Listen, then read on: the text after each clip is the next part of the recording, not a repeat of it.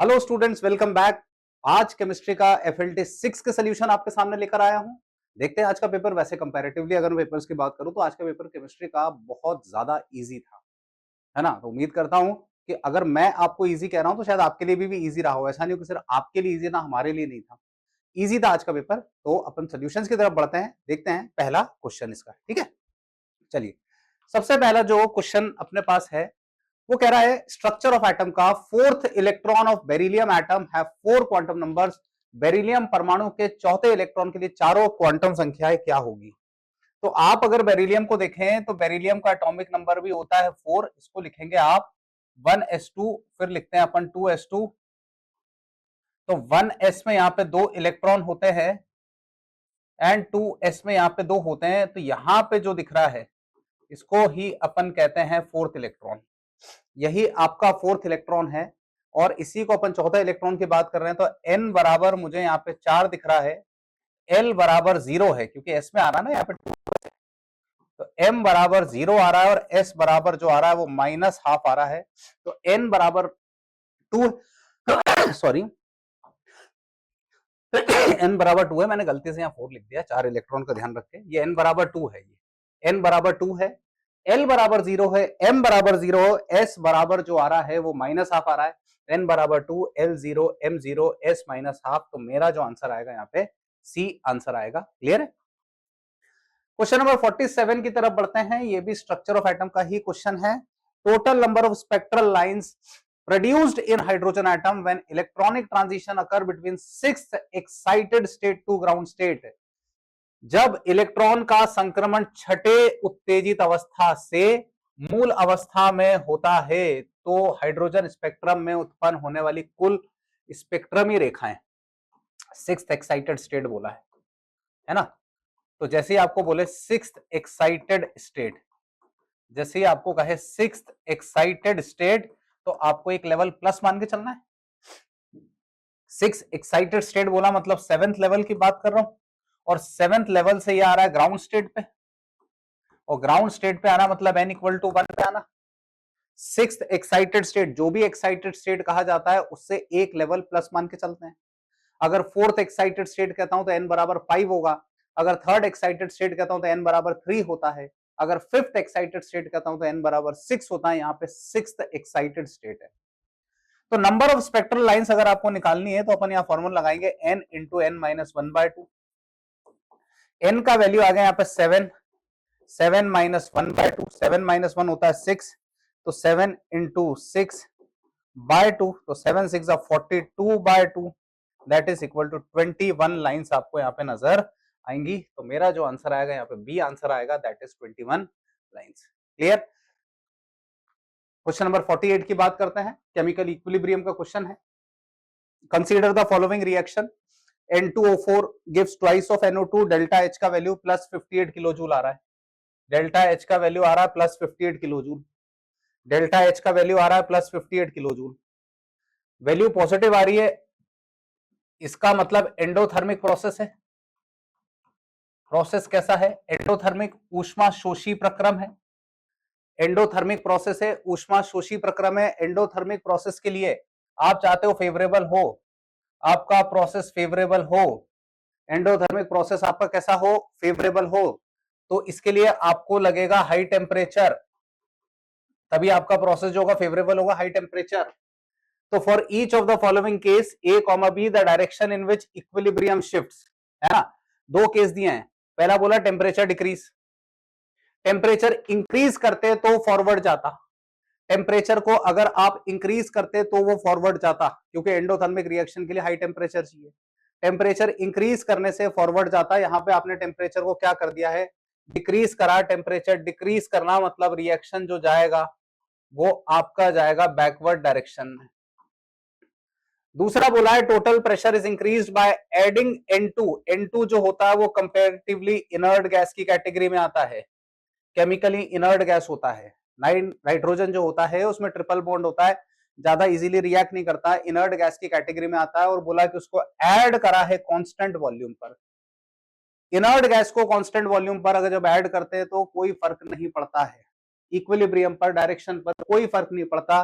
जब आप inert gases को ऐड करते हैं कांस्टेंट वॉल्यूम पर। तो यहां देखूं तो जब टेम्परेचर बढ़ा है तो बैकवर्ड डायरेक्शन जाएगा, है ना। तो ए की बात करूं तो टुवर्ड्स रिएक्टेंट जाएगा और बी की बात करूं तो कोई शिफ्ट नहीं आएगा। बात समझे? ए की बात करूं तो टुवर्ड्स जाएगा रिएक्टेंट और बी की बात करूं तो कोई भी शिफ्टिंग नहीं पाई जाएगी इसमें। क्लियर? ठीक है। क्वेश्चन 49 की बात करता हूं, केमिकल काइनेटिक्स का क्वेश्चन है। For the following 2NH3 + 2 gives N2 + 3H2, है ना। डेटा गिवन है इन्होंने। इफ बोला d/dt ऑफ NH3 इस K1NH3 d/dt ऑफ N2 ये है और यहां पे है। बात समझे? आपसे बोला है K1 K2 में क्या निकालना है, रिलेशन।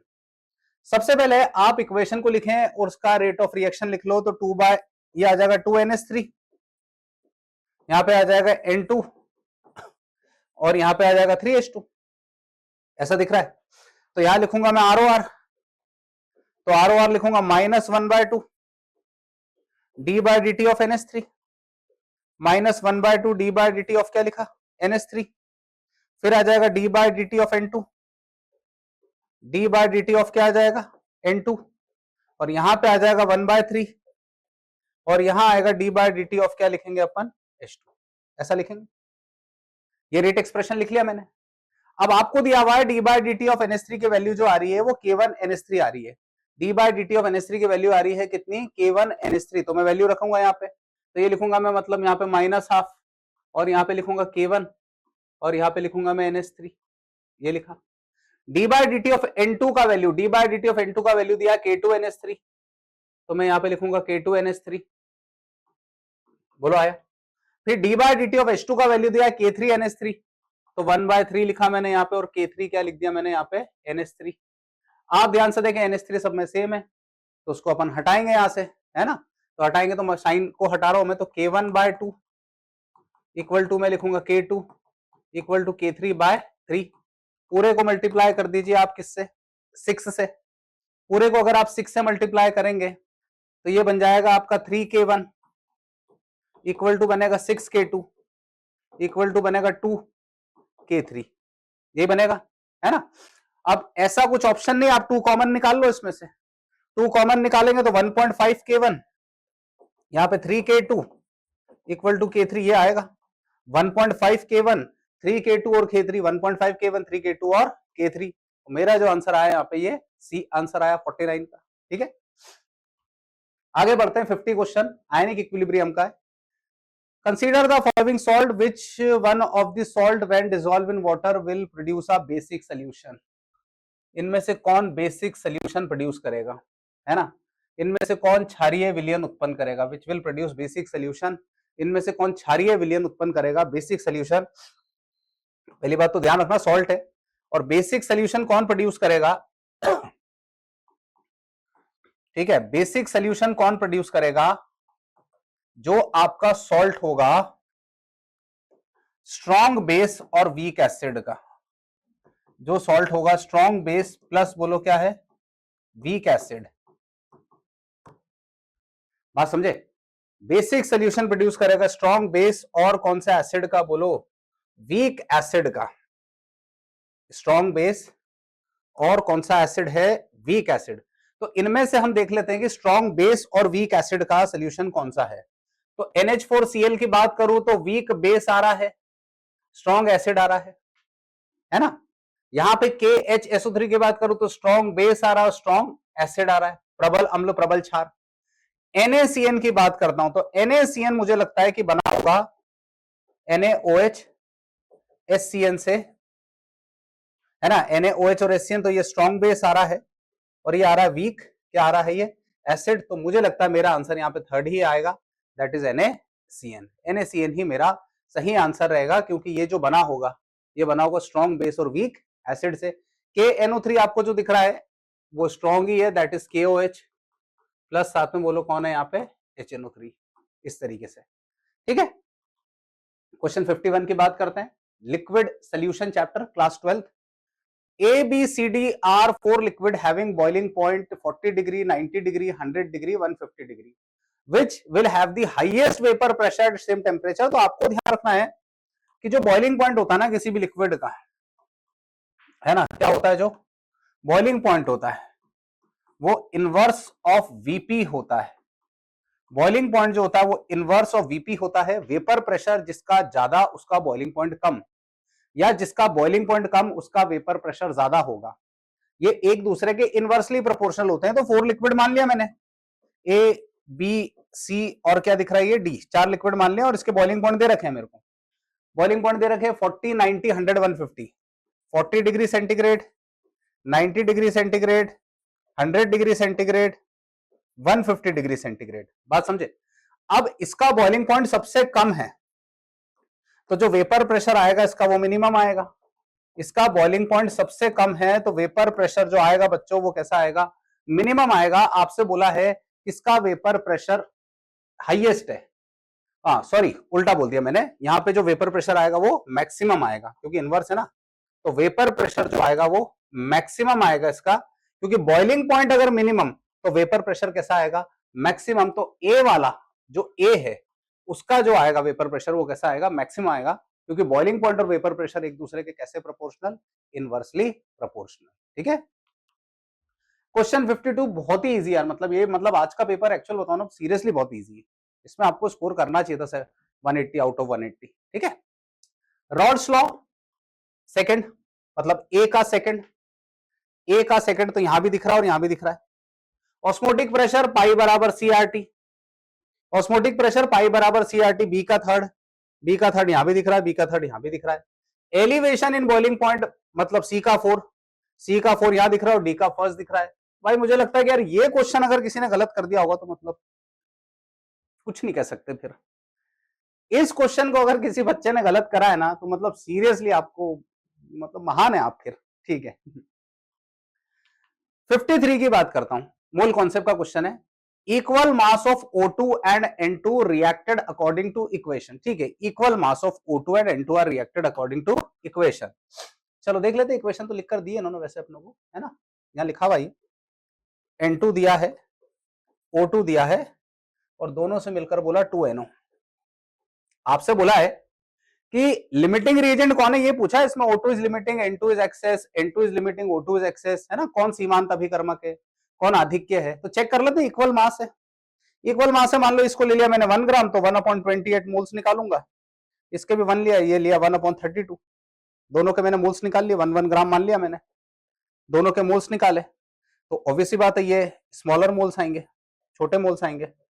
स्मॉलर मोल्स कम मोल आए, कम मोल्स आएंगे, कोफिशिएंट से डिवाइड करेंगे। शॉर्ट ट्रिक निकालने का तरीका एलआर की, लिमिटिंग रिएजेंट निकालने की शॉर्ट ट्रिक क्या सिखाई थी कि मोल्स को डिवाइड करो आप स्टोइकियोमेट्रिक कोफिशिएंट से, रस समीकरण मितीय व्यंजक से। जो छोटा नंबर आएगा वही तुम्हारा एलआर होगा, वही तुम्हारा लिमिटिंग रिएजेंट होगा। बात समझे? किसी भी अभिक्रिया में मोल्स की संख्या, अणु की संख्या या आयतन को किससे डिवाइड कर दो? रस समीकरण मितीय व्यंजक से। जो छोटा मान आएगा वही एलआर होता है। क्लियर है? तो यहां पे मोल्स मेरे पास छोटे आ रहे हैं और कोफिशिएंट तो मेरे पास 1 1 ही है, 1 से डिवाइड करूंगा ये आएगा, तो ये तुम्हारा एलआर आ जाएगा, ये तुम्हारा ईआर आ जाएगा। ऑक्सीजन तुम्हारा एलआर आ जाएगा। तो O2 is limiting reagent and N2 is present in excess. O2 is limiting reagent and N2 is present in excess. Clear है? क्वेश्चन नंबर कौन सा? 53। सिंपल सिंपल क्वेश्चन है बिल्कुल। 54 की बात करता हूं। 54 क्वेश्चन जो दिख रहा है वो रिडॉक्स रिएक्शन का क्वेश्चन है। The equivalent weight of oxidant in unbalance equation. असंतुलित समीकरण में ऑक्सीकारक का तुल्यांकी भार, ऑक्सीकारक मतलब जिसका अपचयन हो रहा हो, ऑक्सीडाइजिंग एजेंट जिसका रिडक्शन हो रहा हो, MnO4 माइनस Fe2 प्लस से Fe3 प्लस और Mn2 प्लस ये जा रहा है। तो आप ध्यान से देखें यहां पे, तो ये कुछ ऐसा बनेगा। तो +7 से +2 जा रहा है, मतलब कितने इलेक्ट्रॉन आ रहे हैं? 5 इलेक्ट्रॉन। तो अगर मुझे इक्विवेलेंट वेट निकालना है तो इक्विवेलेंट वेट निकालने का तरीका होता है molecular mass by n factor, molecular mass by number of electrons transferred या n factor, number of electrons transferred या एन फैक्टर। तो अगर मुझे इसका इक्विवेलेंट वेट निकालना है तो मॉलिक्यूलर मास को m मान लूंगा, नंबर ऑफ इलेक्ट्रॉन्स 5 आए, तो मेरा सिंपल आंसर आ जाएगा that is m/5।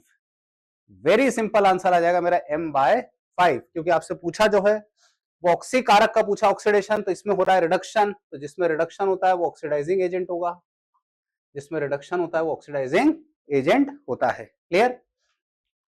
Question 55, question number 55 क्या कह रहा है ये वैसे एक दो पेपर में और भी आ चुका है कि number of moles of MnO4 minus required to oxidize 1 mole of ferrous oxalate, 1 mole of ferrous oxalate. देख लेते जरा होता क्या है इस रिएक्शन में, होता क्या है ना।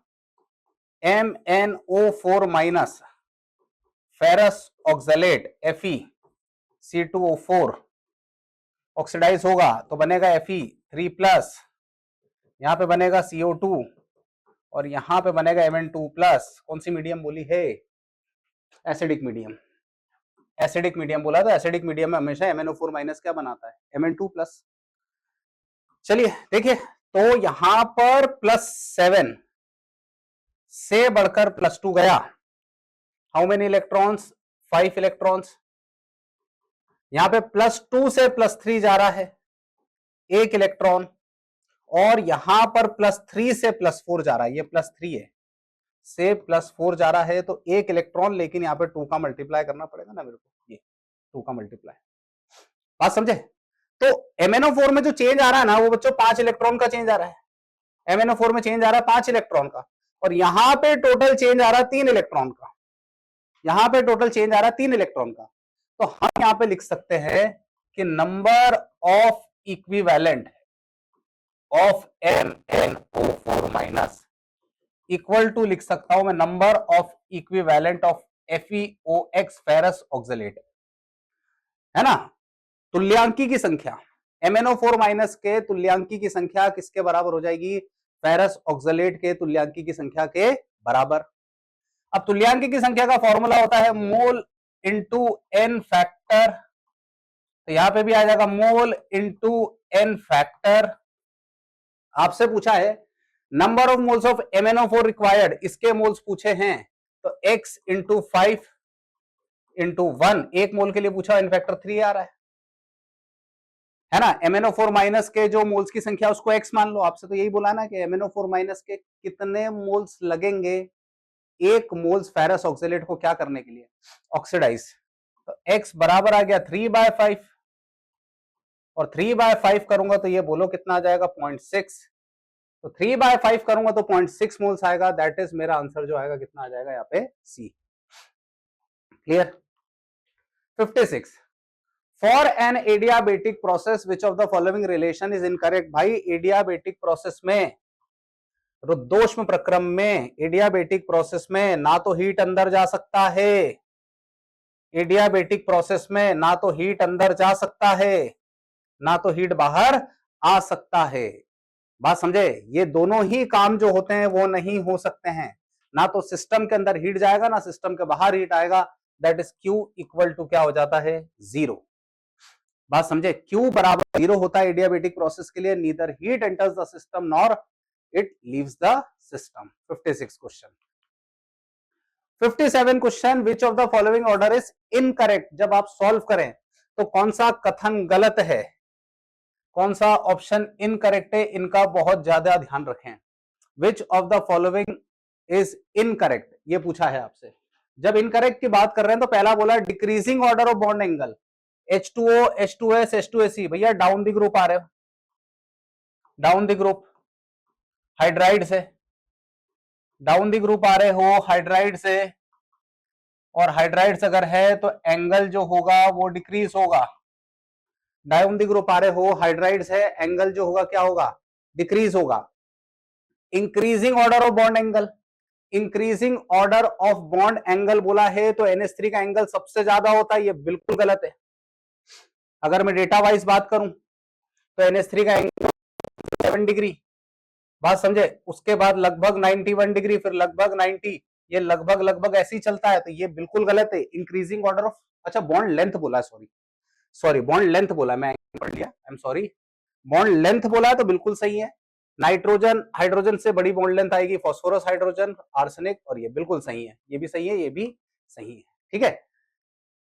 Decreasing order of bond dissociation energy, bond dissociation को तोड़ने में लगने वाली एनर्जी का ऑर्डर सरासर गलत है। बात समझे? नो डाउट बच्चों को ये होता है कि सर फ्लोरीन तो छोटा है तो बॉन्ड की लेंथ छोटी होगी तो सर ऑर्डर यहां आना चाहिए एनर्जी का, बट ये सरासर कैसा होता है, गलत होता है।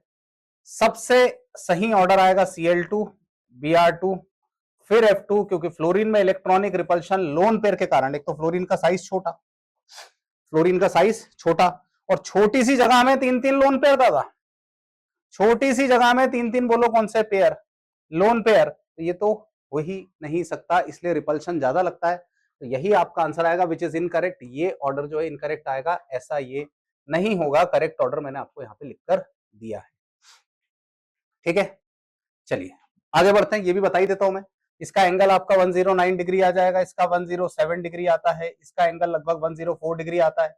लोन पेयर के बढ़ने से बॉन्ड एंगल कम हो जाता है।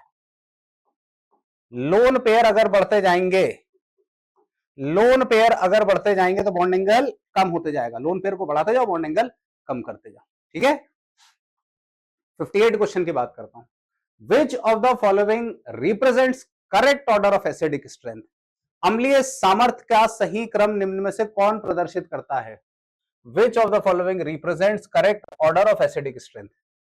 अम्लीय सामर्थ्य का सही क्रम कौन सा है? अम्लीय सामर्थ्य का सही क्रम कौन सा है? तो NH3 तो भाई बेसिक होता है, NH3 के ऊपर लोन पेयर होता है, ये तो सरासर गलत है। पोटेशियम ऑक्साइड, मेटल ऑक्साइड, धातु ऑक्साइड, मेटल ऑक्साइड बेसिक होते हैं, धातु ऑक्साइड बेसिक होते हैं, ये चीज पॉसिबल नहीं है। NaOH, KOH, CSOH, है ना, करेक्ट ऑर्डर पूछा है आपसे एसिडिक स्ट्रेंथ का, तो भाई ये भी सारे बेस ही हैं, these all are base, NaOH, KOH सब बेस हैं। यहां जब जा रहे हैं आप, तो आप जैसे ही जा रहे हैं लेफ्ट टू राइट, यहां आप जा रहे हैं left to right, electronegativity increase हो रहा है, तो इलेक्ट्रोनेगेटिविटी इंक्रीज होने के कारण एसिडिक कैरेक्टर भी बोलो क्या हो रहा है, इंक्रीज। बात समझे, लेफ्ट टू राइट जा रहे हो, इलेक्ट्रोनेगेटिविटी बढ़ रहा है, तो एसिडिक कैरेक्टर भी लगातार बोलो क्या हो रहा है, इंक्रीज हो रहा है। तो यहां पे आप देखेंगे इसका एसिडिक कैरेक्टर ज्यादा आएगा। 58, 59 क्वेश्चन कह रहा है give the correct increasing order of electrical conductivity of aqueous solution of following complex entity. Electrical conductivity की सीधी सी बात है, अगर मैं यहाँ पे बात करूं, है ना, निम्नलिखित में संकुलों में जलीय विलयन में विद्युत चालकता, तो जब अपन बच्चों बात करते हैं इलेक्ट्रिकल कंडक्टिविटी का, है ना, जब मैं आपसे बात करता हूं इलेक्ट्रिकल कंडक्टिविटी का, तो इलेक्ट्रिकल कंडक्टिविटी होता है वो डायरेक्टली प्रोपोर्शनल होता है नंबर ऑफ आयंस के in solution, number of ions in solution, है ना, या मैं इसको हिंदी में लिखूं तो यहां पे लिखेंगे अपन आयंस की संख्या के समानुपाती, number of ions in solution, ions की संख्या के क्या लिखा है, समानुपाती। तो अगर पहले वाले को देखूं मैं, तो ये पूरा ब्रैकेट और ये 4, तो नंबर ऑफ आयंस यहाँ पे टोटल मेरे को मिलेंगे 5, ये पूरा ब्रैकेट और ये, तो यहाँ पे नंबर ऑफ आयंस मुझे कितने मिलेंगे, 4, ये पूरा ब्रैकेट और ये नंबर ऑफ आयंस मुझे मिलेंगे यहाँ पे 2, और यहाँ पे मुझे मिलेंगे 3। सबसे ज्यादा इलेक्ट्रिकल कंडक्टिविटी आएगा फर्स्ट का, फर्स्ट के बाद इलेक्ट्रिकल कंडक्टिविटी आ जाएगा सेकंड का, सेकंड के बाद आएगा 4 का, 4 के बाद आएगा थर्ड का। तो 1 2 4 3 1 2 4 3 1 2 4 3, नंबर ऑफ आयंस ज्यादा, इलेक्ट्रिकल कंडक्टिविटी भी ज्यादा। Question 60, identify the strongest oxidizing ion, कौन सबसे तेजी से रिड्यूस होना चाहता है? Identify the strongest oxidizing ion, कौन सबसे तेजी से रिड्यूस होना चाहता है? Fe2+ की बात करूं मैं तो 3d64S0 आएगा। Cr3+ की बात करूं मैं तो 3d34S0 आएगा, 3d3 आएगा, है ना। उसके बाद Mn3+ की बात करता हूं मैं तो Mn3+ आ जाएगा आपका 3d4S0। Mn2+ की बात करता हूं तो 3d5 और 4s0। इनमें से मुझे देखकर बताइए किसको इलेक्ट्रॉन की सबसे ज्यादा जरूरत है कि वो इलेक्ट्रॉन गेन करते से स्टेबल हो जाए, बताइए इनमें से किसको इलेक्ट्रॉन की सबसे ज्यादा जरूरत है कि वो इलेक्ट्रॉन जैसे ही गेन करेगा तो खुद रिड्यूस, किसी और को ऑक्सीडाइज। तो मेरा आंसर जो मुझे यहाँ पे नजर आ रहा है वो ये आ रहा है, ये आ रहा है। इलेक्ट्रॉन लेते के साथ ही 3d 5 हो जाएगा, और 3d 5 होने का मतलब it will be how much, how कैसा, हाफ फिल्ड।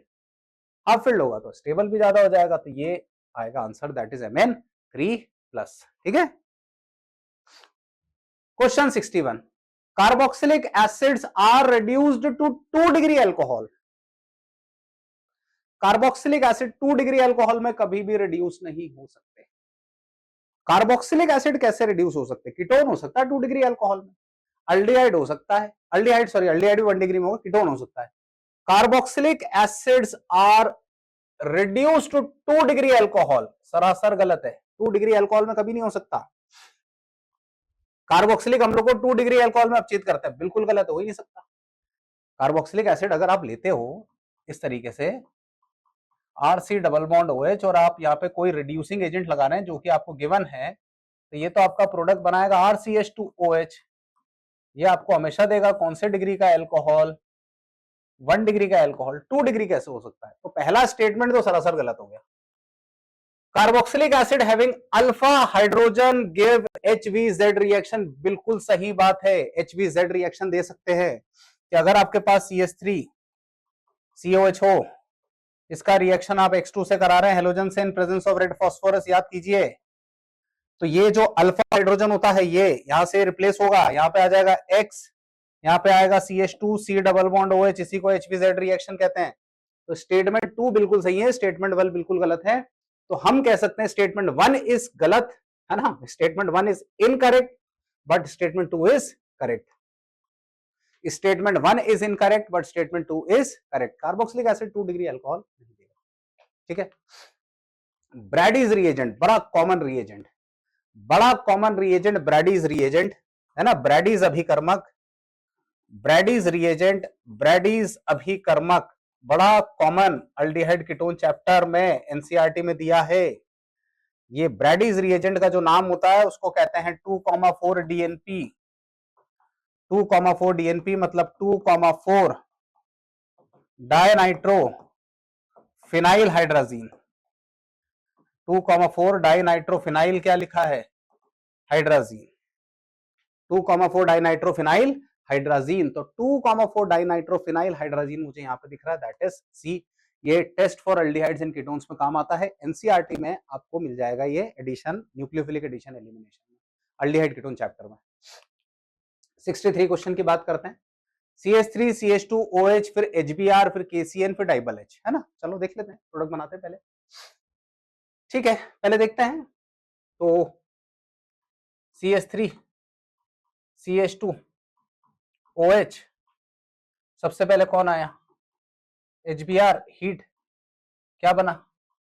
CH3 CH2 और क्या आ गया? Br आ गया। अब KCN से कराया, किससे करा दिया? KCN। तो KCN से कराया तो क्या बना? CH3 CH2 और क्या दिख रहा है यहाँ पे? CN, है ना, आया। और उसके बाद डाइबल H कराया तो अल्डिहाइड बनता है भाई, है ना। नाइट्राइल से अल्डिहाइड बनाना है तो CH3 CH2 और यहाँ पे आ गया CHO। डाइबल H का इस्तेमाल कर रहे हो, diisobutyl aluminium hydride, nitrile को अल्डिहाइड बनाता है डाइबल H। तो इनकरेक्ट स्टेटमेंट बोला है, इनकरेक्ट स्टेटमेंट। फेलिंग सेल टेस्ट देगा, does not give haloform reaction, बिल्कुल सही है, हेलोफॉर्म नहीं देगा। पॉजिटिव टेस्ट विद 2,4 DNP देगा। अंडरगोस कैनिजारो रिएक्शन, बिल्कुल नहीं हो सकता। कैनिजारो रिएक्शन शो नहीं कर सकता, अल्फा हाइड्रोजन है इसके पास, इसके पास अल्फा हाइड्रोजन है। कैनिजारो रिएक्शन वो शो करते हैं जिनके पास अल्फा हाइड्रोजन नहीं होता है। ऐसे अल्डिहाइड जिनके पास अल्फा हाइड्रोजन नहीं होता है वो कैनिजारो रिएक्शन शो करते हैं। तो आपसे बोला है which is incorrect, which is incorrect, तो इनकरेक्ट की बात कर रहा हूं, तो यही मेरा आंसर आएगा, दैट इज डी। कैनिजारो अभिक्रिया प्रदर्शित नहीं करेंगे, यही कैनिजारो अभिक्रिया देता है, ये गलत है, ये नहीं देगा। ठीक है, अल्डिहाइड है, अल्फा हाइड्रोजन है उसके पास। Which of the following shows tautomerism, इनमें से कौन टॉटोमेरिज्म शो करेगा? चला वह बता, कौन प्रदर्शित करेगा? तो भाई टॉटोमेरिज्म के लिए अल्फा हाइड्रोजन होना जरूरी है, पहली एसेंशियल कंडीशन तो यही है। टॉटोमेरिज्म शो करने के लिए alpha hydrogen must be there. Tautomerism show करने के लिए अल्फा हाइड्रोजन का होना जरूरी है। पहले ऑप्शन में बेंजीन रिंग के साथ जुड़ा है, अल्फा हाइड्रोजन नहीं है, ये नहीं शो करेगा। दूसरे में भी अल्फा हाइड्रोजन, बेंजीन रिंग है, बेंजीन रिंग में अल्फा हाइड्रोजन होता ही नहीं है। इस तरीके से ये भी शो नहीं करेगा। यहां पे देखो 3 डिग्री का एल्काइल आ रहा था, ये मिथाइल, ये मिथाइल, ये मिथाइल और ये CHO, ये भी नहीं करेगा।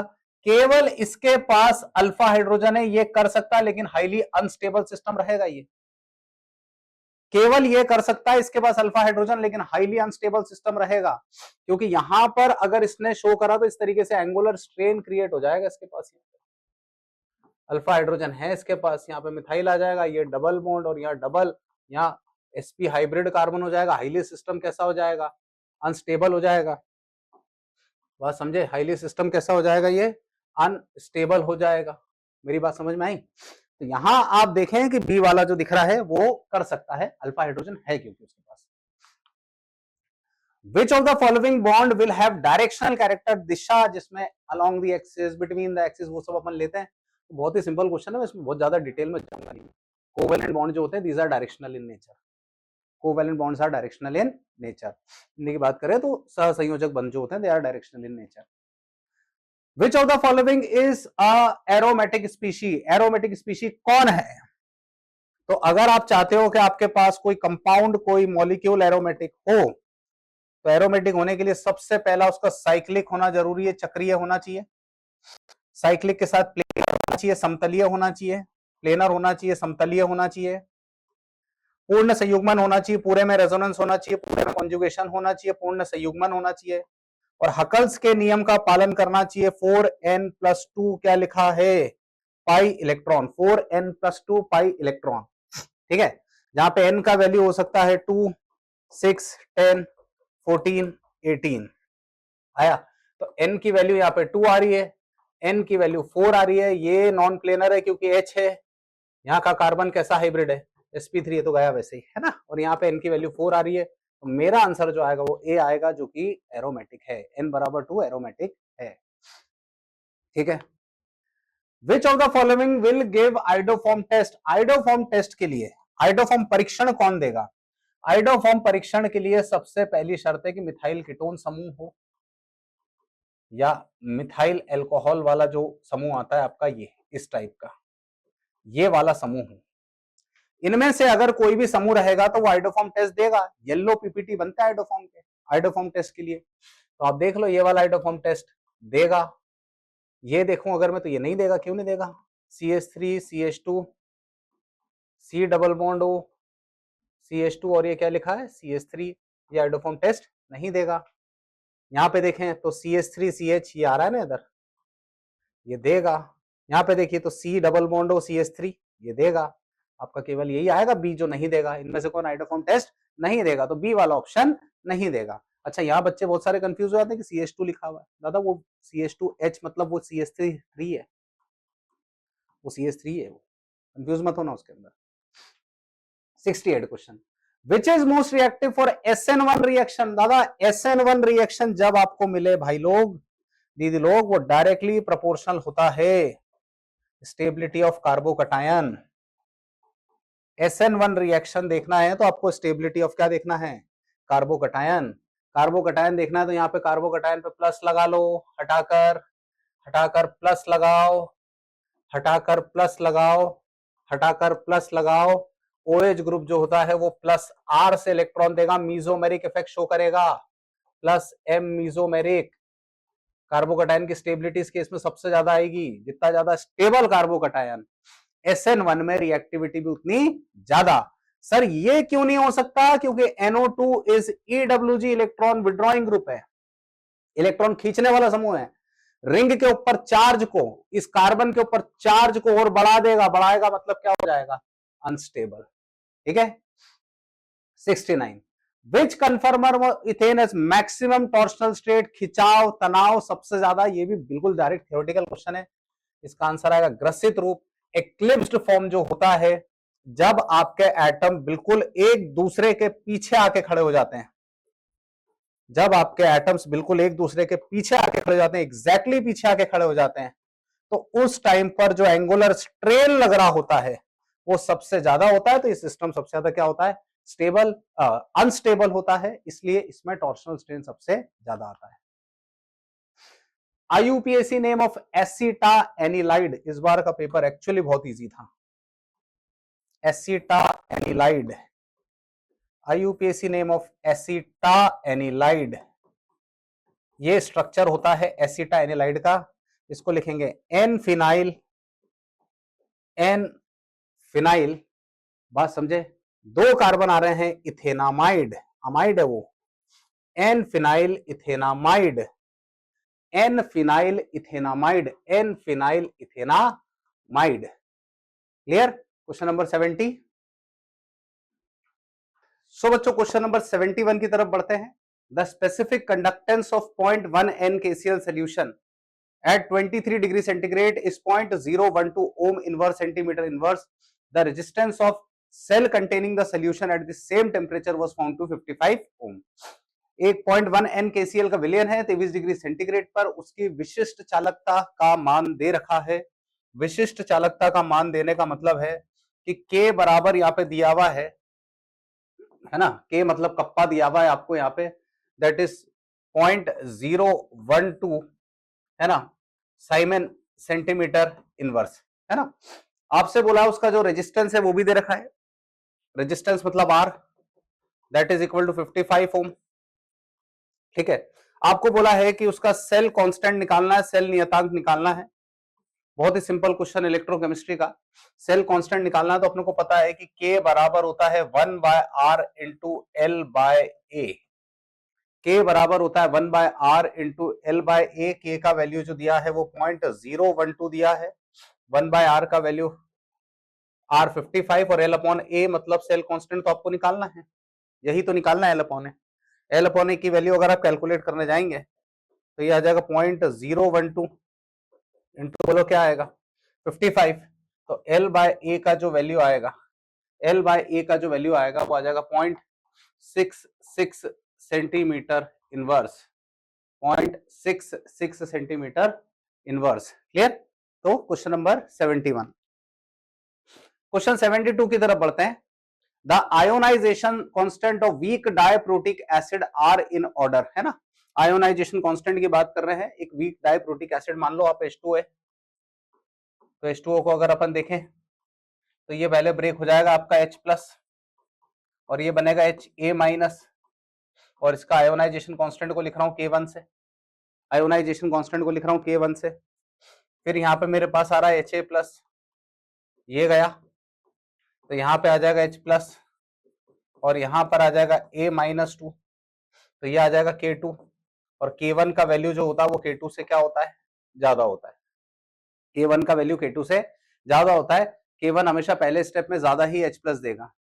तो क्या कह रहा है ये कि ionization constant of weak diprotic acid are in order of, बिल्कुल सही है ये असर्शन। रीजन क्या कह रहा है, removal of H plus from anion is difficult, है ना, जाहिर सी बात है आप यहां से H प्लस ज्यादा इजीली नहीं निकाल पाएंगे, ये H माइनस आएगा यहाँ पे, सॉरी, यहां पर से आप H प्लस ज्यादा इजीली नहीं निकाल पाएंगे, क्योंकि एक तो नेगेटिव चार्ज हो गया है तो वो H प्लस को अट्रैक्ट करेगा, ऊपर से आपके सोल्यूशन में पहले से H प्लस प्रेजेंट है, आपके सोल्यूशन में H प्लस पहले से प्रेजेंट है, कॉमन आयन इफेक्ट के कारण रिएक्शन को बैकवर्ड डायरेक्शन में भेजेगा, तो H प्लस का जो रिमूवल होता है वो थोड़ा डिफिकल्ट हो जाता है। बात समझे? तो बिल्कुल सही है, असर्शन भी सही है, रीजन भी सही है और एक्सप्लेनेशन भी करेक्ट है। असर्शन भी सही है, रीजन भी सही है, एक्सप्लेनेशन भी कैसा है, करेक्ट है। Clear? Question number 73 mole concept से बोला है CaCO3 80% प्योर है, mass of CaO obtained when 20 gram of calcium carbonate is decomposed. तो कैल्शियम कार्बोनेट को डीकंपोज कर रहे हैं तो CaCO3 दिख रहा है सॉलिड है, CaCO3 सॉलिड आ रहा है तो ये बन जाएगा CaO सॉलिड बनेगा, और यहां पर CO2 बोलो क्या बनेगा, गैस। जब ये 100 ग्राम था, जब ये 100 ग्राम था तो आपको ये मिल रहा है 56 ग्राम, जब ये 100 ग्राम है तो ये कितना मिल रहा है, 56 ग्राम। तो आपके पास 20 ग्राम कैल्शियम कार्बोनेट है, CaCO3 दिया हुआ है आपको 20 ग्राम, लेकिन बोला 80% ही प्योर है। तो 80% प्योर मतलब 80/100 ये गया, इसका मतलब ये कितना ग्राम आपके काम का 16 ग्राम। टोटल 20 ग्राम में से आपके काम का 16 ग्राम ही है, क्योंकि प्योरिटी कितना दे रखा है 80%। तो 100 ग्राम से 56 ग्राम मिल रहा है, तो 16 ग्राम से बोलो वेट ऑफ CaO ये आएगा। क्लियर है? तो वेट ऑफ CaO निकालना है अगर आपको, तो वेट ऑफ CaO निकालेंगे तो आ जाएगा 56 इंटू 16 बाय बोलो क्या करेंगे ये 100। तो 56 इंटू 16 बाय 100 में डायरेक्ट कैलकुलेशन कर रहा हूं, है ना। 2 मिनट बता देता हूं मैं कैलकुलेट करके। 56 इंटू 16 क्योंकि समय कम है इसलिए। तो ये आ रहा है आपका 8.96 ग्राम।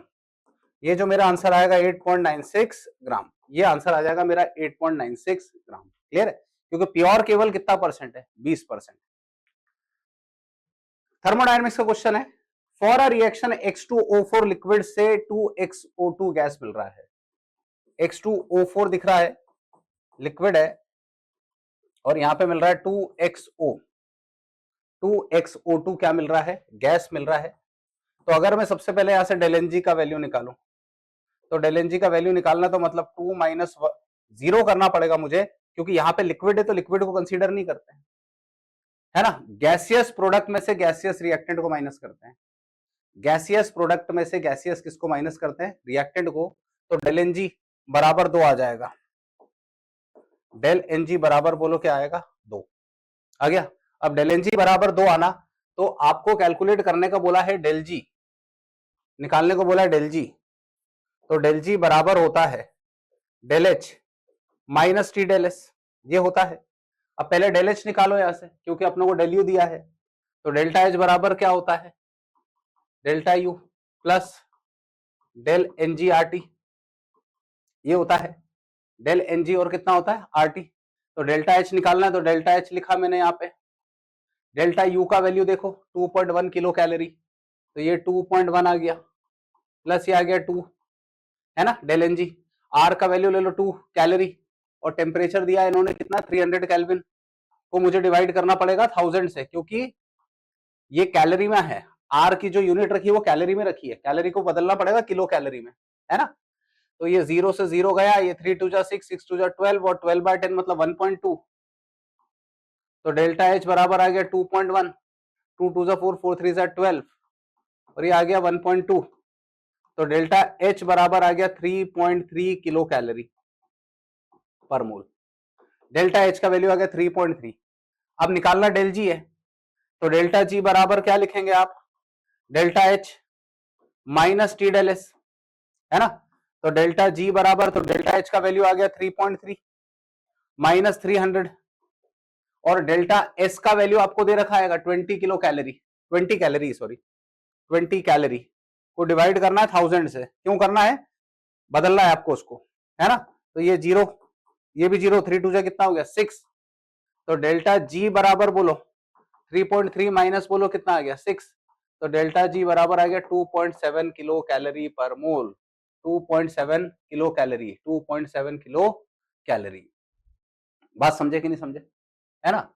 और ये माइनस ये आ रहा है 3 2 जा 6, है ना 6 2 पॉइंट विद माइनस साइन। ये जो आएगा कौन सा साइन के साथ आ जाएगा माइनस साइन के साथ आएगा, ठीक है। तो ये माइनस साइन के साथ आएगा सॉरी, है ना। तो minus 2.7 kilo calorie. Question number 75 की तरफ बढ़ते हैं। Covalent character is maximum with, covalent character कब मैक्सिमम होता है सहसंयोजी गुण। तो कोवैलेंट कैरेक्टर जो होता है वो डायरेक्टली प्रोपोर्शनल होता है पोलराइजेशन के, ध्रुवीकरण के। पोलराइजेशन के होता है, ध्रुवीकरण के होता है। जितना ज्यादा पोलराइजेशन होगा उतना ज्यादा ध्रुवीकरण होगा। तो जो धनायन है या जो कटायन है ना, धनायन या फिर बोलो क्या कहते हैं कटायन, वो हमेशा छोटा होना चाहिए, है ना। आपका जो एनायन है या जिसको आप कहते हैं ऋणायन, एनायन या जिसको अपन कहते हैं ऋणायन, वो हमेशा कैसा होना चाहिए बड़ा। धनायन हमेशा छोटा होना चाहिए, ऋणायन हमेशा बड़ा होना चाहिए। क्योंकि अपन ने देखा है कि जब छोटे धनायन के पास में कोई बड़ा ऋणायन आता है, छोटे धनायन के पास में कोई बड़ा ऋणायन आता है तो इसका पोलराइजेशन हो जाता है, और पोलराइजेशन होना मतलब कुछ ऐसा हो जाता है, यहाँ पे ये माइनस और इस तरीके से इलेक्ट्रॉन जो है इसकी तरफ आकर्षित होता है। तो ये जो पोलराइजेशन दिख रहा है इसी के कारण कोवेलेंट कैरेक्टर आता है। तो छोटा धनायन होना चाहिए और बड़ा ऋणायन होना चाहिए, स्मॉल कैटायन होना चाहिए, लार्ज क्या होना चाहिए, एनायन। 75 76 क्वेश्चन बोला है the correct order of oxidizing strength, किसी और को ऑक्सीडाइज करने की क्षमता क्या होगी। तो ऑक्सीडेशन स्टेट से निकाल लो, यहाँ पे ये +1 आ रहा है, ये +3 आ रहा है क्लोरीन, ये +5 आ रहा है और ये बोलो क्या आ रहा है +7। तो यही इसका ऑर्डर आएगा, दैट इज HOCl, फिर HOCl2, फिर HOCl3 और HOCl4 ऑक्सीडाइजिंग कैरेक्टर। इसमें कुछ बहुत ज्यादा है नहीं, ठीक है। नेक्स्ट आगे बढ़ते हैं। 77 question, first man made element of lanthanoid is promethium. बिल्कुल सही बात है, ये जो PM दिख रहा है इसी को प्रोमेथियम कहते हैं और बिल्कुल सही बात है, ये बिल्कुल सही है प्रोमेथियम। F ब्लॉक एलिमेंट लाई इन 4B, ये बिल्कुल गलत है, F ब्लॉक के एलिमेंट 3B में आते हैं, बात समझे। F ब्लॉक के एलिमेंट जो हैं वो 3B में आते हैं। First manmade element of lanthanoid is promethium, ये बात बिल्कुल सही है। F ब्लॉक के एलिमेंट 4B में नहीं आते हैं। असर्शन सही है, रीजन गलत है। कथन सत्य है लेकिन कारण असत्य है। Assertion is correct, reason is false, ठीक। 78 क्वेश्चन, ठीक है। Name match the column. देखो ये विटामिन वाला क्वेश्चन है तो मुझे लगता है कि आपको आना चाहिए, बात समझे कि नहीं समझे, है ना, ये अपनों को आना चाहिए। तो विटामिन B12 जो है वो पर्नीशियस अनीमिया में आएगा, बात समझे। विटामिन D की कमी से रिकेट्स होता है, K की कमी से इंक्रीज्ड ब्लड क्लॉटिंग होगा। तो विटामिन B12 पर्नीशियस अमीनिया मतलब P का B आ रहा है और Q का A आ रहा है। P का B आ रहा है, Q का A आ रहा है, विटामिन D, है ना, और E से ये, ठीक है ना। तो विटामिन D से रिकेट्स हो जाएगा, तो विटामिन D से तो S का D आ रहा है ना। तो P का सबसे पहले जो आ रहा है वो B आ रहा है, तो P का B आ रहा है और Q का A आ रहा है, और R का C आ रहा है और S का D आ रहा है। R का C, S का D है। तो ये डायरेक्ट है, बायोलॉजी वाले आप हैं, इतना आपको विटामिन के बारे में पता होगा। क्वेश्चन 79 की बात करता हूं। N2Cl दिया है, डाई एजोनियम क्लोराइड है, और एक में प्रोडक्ट मिल रहा है येलो कलर का डाई, एक में प्रोडक्ट मिल रहा है ऑरेंज कलर का डाई, है ना। एक में येलो कलर का डाई मिल रहा है, एक में क्या मिल रहा है, ऑरेंज कलर का डाई मिल रहा है, ठीक है। एक में येलो कलर का डाई मिल रहा है, एक में ऑरेंज कलर का डाई मिल रहा है। तो ये अपने आप में एक टाइप का कपलिंग रिएक्शन है। इस रिएक्शन को अपन कहते हैं कपलिंग रिएक्शन। और कपलिंग रिएक्शन में क्या होता है मैं वो आपको समझा देता हूं कि ये कुछ ऐसा आपको दिख रहा है, यहाँ पे आ रहा है N2 और यहाँ पे आ रहा है Cl, ये प्लस और ये क्या दिख रहा है माइनस। यहाँ पे आ रहा है ऐसा कुछ और यहाँ पे ये लिखा मैंने NH2 लिखा। तो यहां से ये दोनों HCl आपका बाहर हो जाएगा, HCl बाहर होगा, और जैसे HCl बाहर होता है तो ये कुछ ऐसा बनेगा आपके पास N डबल बॉन्ड N और ये एंड यहाँ पे NH2, और यही आपका कैसा कलर का डाई होता है, येलो कलर का डाई, बात समझे। और वहीं अगर मैं इसी केस में फिनॉल ले लेता, इसी केस में अगर मैं फिनॉल ले लेता ये, तो फिनॉल फिर से यहां से HCl बाहर होता और फिनॉल बाहर होता है यहां से, ठीक है। तो ये N डबल बॉन्ड N बनता और यहाँ पे OH आता। तो ये डाई येलो कलर का है, तो ये डाई बोलो कौन सा है, ऑरेंज कलर का, है ना। कपलिंग रिएक्शन है तो X जो आएगा वो आपका NH2 आएगा और यहाँ पे OH आएगा, दैट इज कौन सा आंसर, B आंसर। क्लियर है, सेकंड ऑप्शन। क्वेश्चन 80 की बात करें। Incorrect method to synthesize benzaldehyde, benzaldehyde बनाने के लिए गलत अभिक्रिया कौन सी है। Incorrect method to synthesize benzaldehyde, ester का डाइबल H से अगर रिडक्शन कराओगे तो बेंजल्डिहाइड मिलेगा, नो डाउट। ये रोजेनमंड रिएक्शन दिख रहा है आपको, रोजेनमंड रिएक्शन है, रोजेनमंड सेकंड वाला, है ना। सेकंड वाला जो ऑप्शन दिख रहा है वो रोजेनमंड है, तो रोजेनमंड में तो अल्डिहाइड बनता ही है। लेकिन जब नाइट्राइल को ग्रिग्नार्ड रिएजेंट से करा रहे हो नाइट्राइल को ग्रिग्नार्ड रिएजेंट से करा रहे हैं तो भैया आपको कीटोन मिलेगा, अल्डिहाइड ना मिलके क्या मिलेगा, कीटोन। तो इस मेथड का यूज करके आप कभी भी बेंजल्डिहाइड नहीं बना पाएंगे। नाइट्राइल का रिएक्शन आप कराएंगे तो हमेशा उससे क्या मिलता है, ketone. 81 which of the following compound does not follow octet rule. Octet rule अष्टक नियम का पालन कौन नहीं करता है? तो अष्टक नियम का जो पालन है वो आपका ClF3 नहीं करता है ना। ऑक्टेट एक्सपेंडेड होता है इसका इस टाइप से, आप देखेंगे तो ये 2 4 6 1 या 8 है ना। यहाँ पे जो ClF3 दिख रहा है आपको, ये कभी भी आपके अष्टक नियम का, क्यों? क्योंकि इसके पास में यहाँ पे 2 लोन पेयर होते हैं। अगर मैं एग्जैक्टली बताऊं तो एक लोन पेयर इधर, एक लोन पेयर इधर। ये जो ClF3 दिख रहा है इसमें अष्टक नियम का, ऑक्टेट नियम का पालन नहीं होता। अगर मैं यहाँ पे इलेक्ट्रॉन्स की संख्या बताऊं तो टोटल इलेक्ट्रॉन की संख्या कितनी आ जाएगी, 10। बाकी सब में 8 इलेक्ट्रॉन होते हैं, लेकिन केवल ClF3 जो दिख रहा है यहाँ पे 10 इलेक्ट्रॉन होते हैं। ऑक्टेट रूल को फॉलो नहीं करेगा। Clear? Next question, which of the following is strongest acid. आप ध्यान से देखेंगे तो पहली बात तो सारे बेंजोइक एसिड है, सारे बेंजोइक एसिड है, लेकिन ये बेंजोइक एसिड में ऑर्थो पोजीशन पे NO2 ग्रुप लगा है। इस बेंजोइक एसिड में ऑर्थो पोजीशन पे NO2 ग्रुप लगा है। तो ortho substituted benzoic acid is highly acidic in nature. Ortho substituted benzoic acid is highly acidic in nature. Ortho substituted benzoic acid. Clear है? Complex FeCN6 है ना, यहां पे जो दिख रहा है आपको FeCN6 है, 3 माइनस है, स्ट्रॉन्ग लिगेंड है, एंड FeCN6 4 माइनस है। FeCN6 4 माइनस है, स्ट्रॉन्गर लिगेंड है। यहां पे Fe पे चार्ज देखेंगे तो +3 आ जाएगा, यहां पर Fe पे चार्ज देखेंगे तो +2 आएगा, मतलब ये बनेगा 3d5 और ये बनेगा 3d6 और स्ट्रॉन्गर लिगेंड है। बोला क्या है, both are octahedral and paramagnetic, both are octahedral and diamagnetic, have same structure with different magnetic moment। Structure same है, मैग्नेटिक मोमेंट अलग आएगा क्योंकि D6 और D5 दिख रहा है। अगर मैं Fe देखूं यहाँ पे 3+ तो D5 आ रहा है, तो D5 आने का मतलब है कि उसमें इलेक्ट्रॉन्स की जब आप पेयरिंग कराएंगे तो 1 ये 2 ये 3 4 और 1 ये 5, ये दोनों खाली।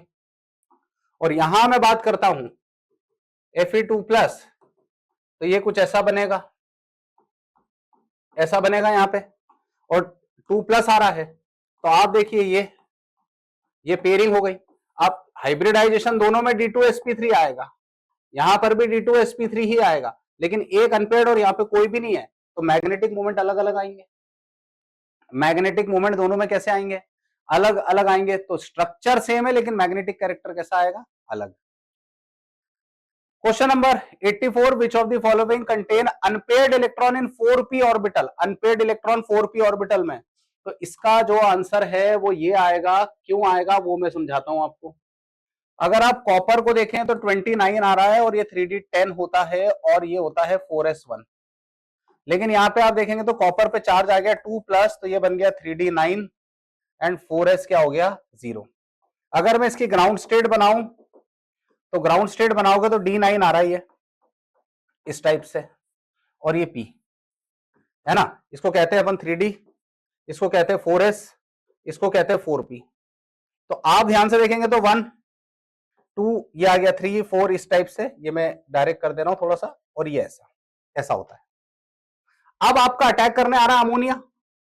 अमोनिया यहाँ पे मेरा काम कर रहा है लिगेंड का, तो लिगेंड का काम कर रहा है, तो लिगेंड जब अटैक करने आया है यहाँ पे, तो ये पाया गया कि इसकी ज्योमेट्री स्क्वायर प्लेनर होती है। ये पाया गया इसकी ज्योमेट्री स्क्वायर प्लेनर होती है, मतलब ये वाला इलेक्ट्रॉन उठकर इधर जाता है। बात समझे, ये जो 3D का एक इलेक्ट्रॉन दिख रहा है ये उठकर कहां चले जाता है, P में। तो अगर मैं इसके एक्साइटेड स्टेट आपको दिखाऊं, एक्साइटेड स्टेट में इसको आपको दिखाऊं तो ये कुछ ऐसा बनेगा, है ना, यहां पे कुछ ऐसा बन जाएगा, ये है ना, 1 ये 2 ये 3 ये 4 और यहां पे अनपेयर्ड इलेक्ट्रॉन। बात समझे। तो यहां वाला जो ये एग्जांपल दिख रहा है इसके अंदर एक इलेक्ट्रॉन किसमें जाता है, p ऑर्बिटल में।